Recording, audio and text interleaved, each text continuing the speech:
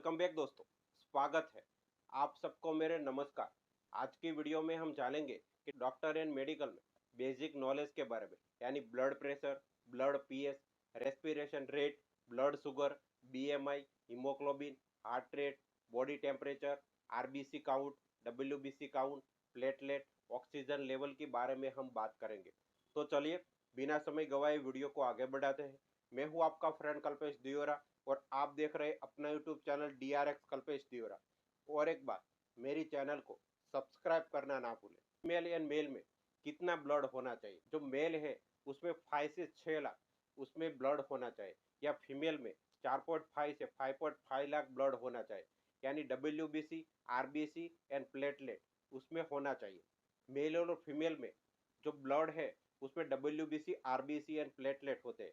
WBC का full form है white blood cell, RBC का फुल फॉर्म है रेड ब्लड सेल, और प्लेटलेट को आपको पता है। आपको पता होना चाहिए कि आपकी ब्लड के अंदर WBC, RBC एंड प्लेटलेट की मात्रा कितनी है।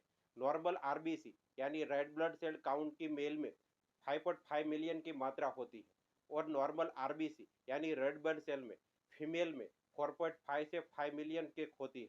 अगर उसमें से RBC कम हो जाता है तो आपको मलेरिया असर हो सकती है। नॉर्मल WBC काउंट 6000 से 8000 तक होता है, यानी उससे कम हो जाए तो आपको एड्स की असर हो सकती है। आपके शरीर में नॉर्मल प्लेटलेट काउंट 1.5 से 4 लाख मिनिमम होता है, अगर उससे कम हो जाए तो आपको डेंगू की असर होती है। दूसरा है हीमोग्लोबिन। हीमोग्लोबिन आपके शरीर में 13 से 17 20 ग्राम प्रति डेसीलीटर होता है, और फीमेल में 12 से 15 ग्राम प्रति डेसीलीटर में होता है। नॉर्मल ब्लड प्रेशर जो बच्चा जन्म अभी हुआ है उसको 90 से 55 होता है, और नॉर्मल रेंज कहलाती है। ओल्ड एज है तो उसमें 150 से 90 mmHg होता है। ब्लड प्रेशर हाई कब कहलाता है? 140 से 90 mm हो जाता है तब ब्लड प्रेशर आपको हाई बनेगा, और 150 से 95 है तो ये वेरी हाई कहलाता है। तो एडल्ट में 120 से 80 ए नॉर्मल है, और 120 ये सिस्टमिक ब्लड प्रेशर कहलाता है, या कि आपको ऊपर का यानी हार्ट कॉन्ट्रैक्ट करता है तब ये ब्लड प्रेशर आपको रीडिंग करता है। और 80 उसको डायस्टोटिक ब्लड प्रेशर बोलते हैं, या जब आपका हृदय ड्यूरिंग रिलैक्स करता है आपका ये एक्यूरेसी है। चौथा है हार्ट रेट यानी प्लस रेट, जो आपकी हृदय की धड़कन 72 पर मिनट यानी नॉर्मल है, और 90 से 120 ये हाई है। पांचवा है बॉडी मास इंडेक्स यानी BMI, एच यानी हाइट्स एंड W मीन्स आपका वेट आपको पता होना चाहिए। 18 के आसपास है तो आपका वेट ज़्यादा है। नॉर्मल वेट 18 से 24 है तो आपका जो नॉर्मल वेट है। अंडर वेट 18 तो आपका वेट है वो कम है, और ओवर वेट जो 25 से 29 है तो आपको ओवर वेट है, और ऑप्शन मोर देन के 30 है तो आपका वेट है बहुत ज़्यादा है। छठा है हार्ट रेट यानी प्लस रेट, 72 पर मिनट यानी ये नॉर्मल है, और 90 ये 120 से मिनिमम हाई है।